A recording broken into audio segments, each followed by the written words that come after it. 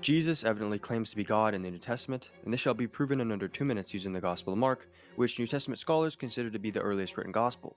Chapter 14 of the Gospel of Mark is considered to be the earliest written Gospel. Chapter 14 of the Gospel of Mark covers the trial of Jesus before the high priest Caiaphas and the rest of the council of the Jewish Sanhedrin. They ask Jesus if he is the Messiah and the Son of God, to which Jesus responds, "I am, and you shall see the Son of Man sitting on the right hand of the power of God, and coming with the clouds of heaven."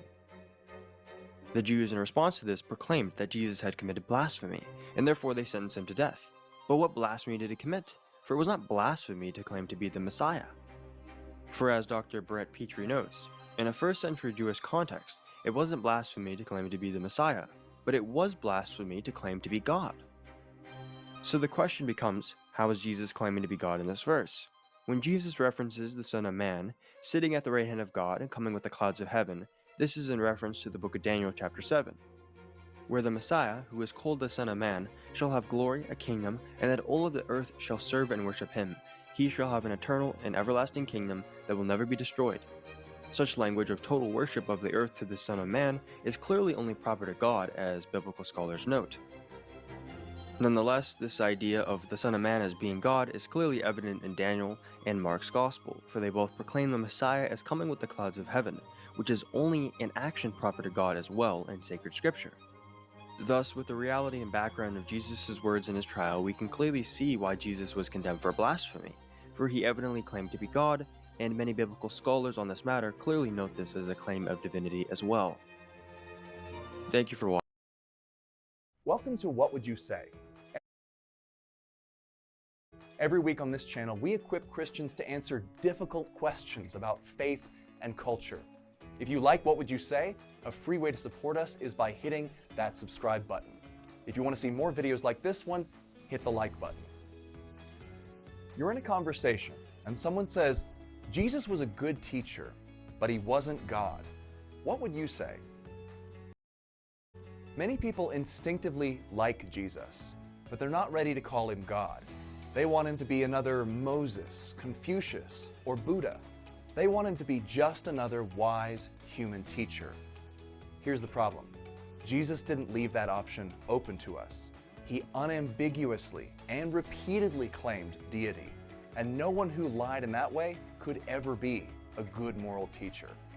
So, the next time someone says, Jesus was a good teacher, but he wasn't God, here are 3 things to remember. Number 1, Jesus claimed to be God again and again. There are the obvious places in which this happened. In the Gospel of John, Jesus says, I and the Father are one, and if you have seen me, you have seen the Father. And before Abraham was, I am. But there are also more subtle examples. In Mark 2, Jesus pardons sins in his own name, and the scribes call this blasphemy, insisting that only God can forgive sins. In all 4 Gospels, Jesus claims the title Son of God, which we're told in John 5:18 is the same as declaring himself equal with God. And Jesus constantly applies prophecies about Israel's God to himself. The point wasn't lost on his enemies, who took this as blasphemy and sought to kill him. Number 2, if we can't trust the Gospels on Jesus' claims to be God, we can't trust them on his moral teaching either.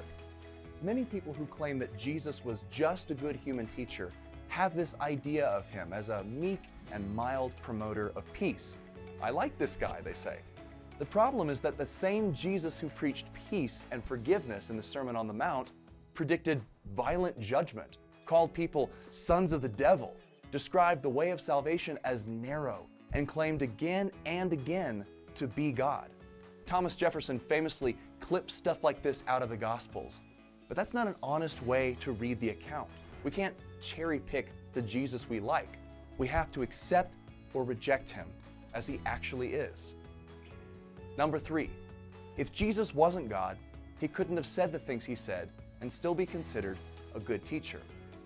Jesus was either outright lying, certifiably crazy, or actually God.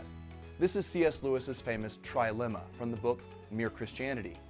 In his words, a man who was merely a man and said the sort of things Jesus said would not have been a great moral teacher. He would have been either a lunatic on the level of a man who says he is a poached egg, or else he would be the devil of hell. Either this man was and is the Son of God, or else a madman or something worse. Jesus' claims to be God, to forgive sins, to have power over nature and authority over the Sabbath, the scriptures, the temple, and death itself are claims that only a liar, a lunatic, or the Lord of heaven and earth could make. Yet he made these claims, and we must make our choice. The option of viewing Jesus as nothing but a good human teacher is one Jesus himself doesn't allow. The religious leaders of his day knew this. That's why they killed him. But guys who are only good teachers don't come back from the dead 3 days later. So the next time someone says, Jesus was a good teacher, but he wasn't God, here are 3 things to remember. Number 1, Jesus claimed to be God again and again. Number 2, if we can't trust the Gospels on Jesus' claim to be God, we can't trust them on his moral teaching either. Number 3, if Jesus wasn't God, he couldn't have said the things he said and still be considered a good teacher. For What Would You Say? I'm Shane Morris.